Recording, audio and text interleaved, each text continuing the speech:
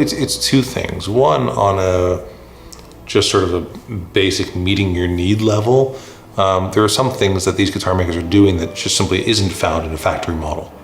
Okay, so they're doing unique things or unique approaches to it, which you find valuable and is useful to you. But the second thing is they're people, and I find a lot of people who are buying a boutique guitar are buying because of the connection to the person behind the guitar. So when you looked at all those guitars in that room today, those weren't companies. Those are people. Someone, a very specific someone, spent a serious amount of time considering what they were going to make, what woods they got. They went and they hand selected the woods. They don't order woods online and have them shipped to them. They're specifically selecting the wood, what inspired them in the first place. They just found a piece of wood and went, oh, I want to build a guitar out of that. They got excited about it, and that goes through the whole process. And their feelings and their thoughts and emotions are built into each one of those things. You were talking about Hilco. Part of the narrative with Hilco is that Hilco's been a guitar tech to a lot of big international touring bands for decades. And he brings the experience of what the world's top pros like in a guitar and how they like it played and what's important to them into the building of his own guitars. The way it plays, what's important to him, and is being influenced by what was important to the people he was working for. He was a guitar tech. That means effectively he's a servant to make sure that the guitars who are owned by these rock stars are performing exactly the way they like them.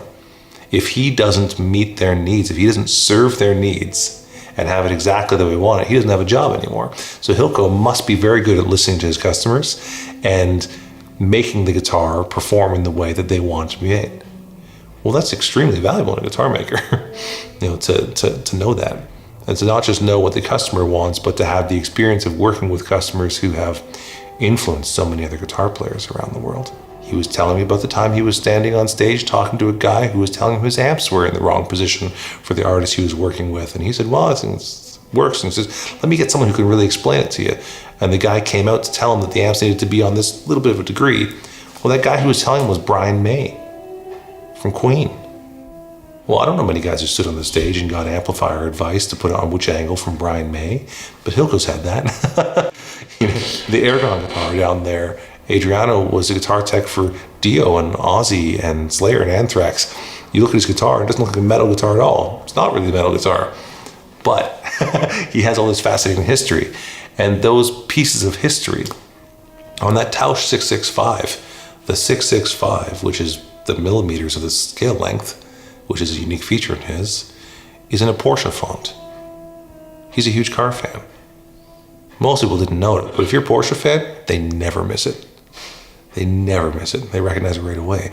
And so it's that personality. It's the fact that it's a part of a person. It's a real, struggling to find the words because we're talking about an emotive response, not a head response, right? I like what they do. I want to support them. I want them to keep doing that. I don't juxtapose that with a factory guitar. There's a good place for factory guitars. There's been lots of great factory guitars in the world. The modern guitar came out of the factory. The steel string acoustic, the electric guitar did not develop in small luthier shops. It developed on the factory floor. This is a new thing that's happening. Not an old way, but actually a new way. And those guys who run the factories, by the way, they all come to the Boutique Guitar Showcase at NAMM.